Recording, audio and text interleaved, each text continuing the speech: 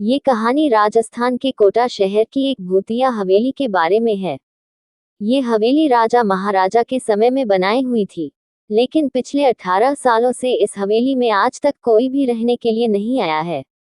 इच्छा होने पर भी इस हवेली में कोई भी नहीं रह पा रहा था, क्योंकि लोगों का कहना थी कि इस हवेली में भूत प्रेत का साया है।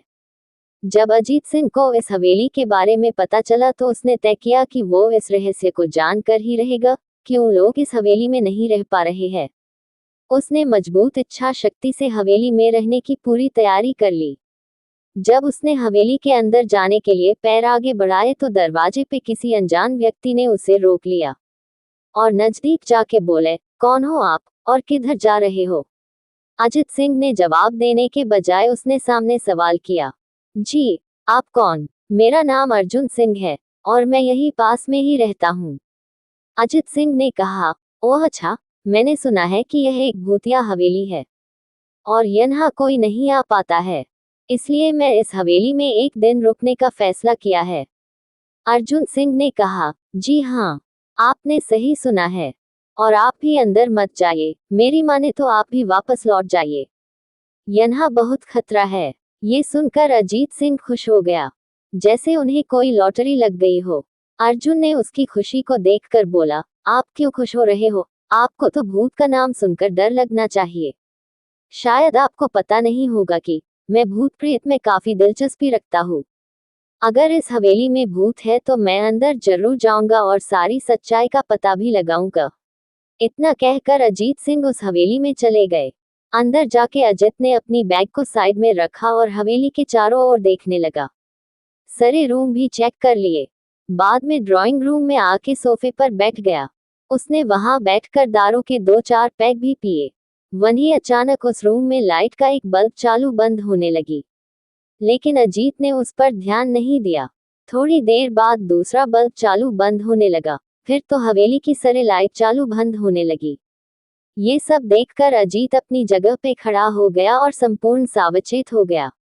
अचानक उसके सामने एक छोटा टेबल हवा में उड़ने लगा, करीबन 6 फुट हवा में ऊपर जाके गोल गोल घूमने लगा और बाद में अजीत की ओर तेजी से आने लगा।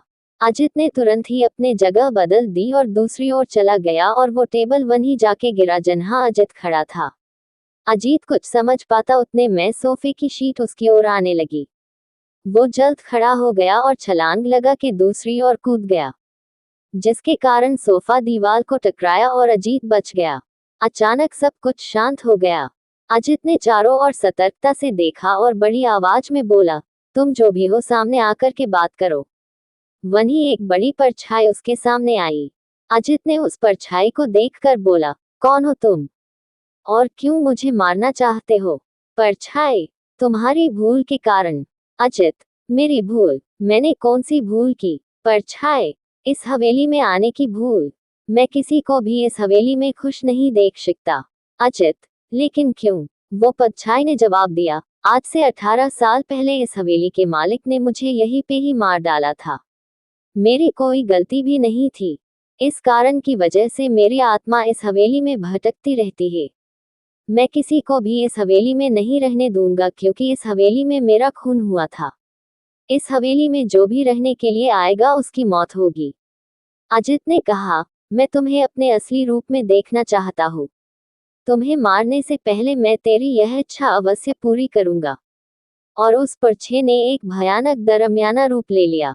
उसका चेहरा इतना भयानक था कि अजीत भी एक क्षण के लिए डर गया था, लेकिन दूसरी ही क्षण में उसने अपने आप पर काबू पा लिया। बाद में इसने अपनी जेब में से सफेद पाउडर निकाला और उस भूत के पर फेंक दिया। भूत के पर पाउडर पड़ते ही वो जलने लग गया। बड़ी बड़ी ज्वालाएं उठने लगी। वो बहुत जोर जोर से चिल्लाने लगा और बाद में पूरी तरह से जल गया। उसके बाद अजीत ने चैन से सांस लिया और वहीं पर सो गया। दूसरे दिन सुबह जब अजीत को सही सलामत हवेली से बाहर आते देख अर्जुन को आश्चर्य हुआ। अर्जुन ने अजित से पूछा, तुम कैसे जिंदा हो? जब अजीत ने अर्जुन को कल रात को घटी घटना को पूरी तरह से बताया और बोला, अब ये हवेली भूतिया हवेली नहीं रही।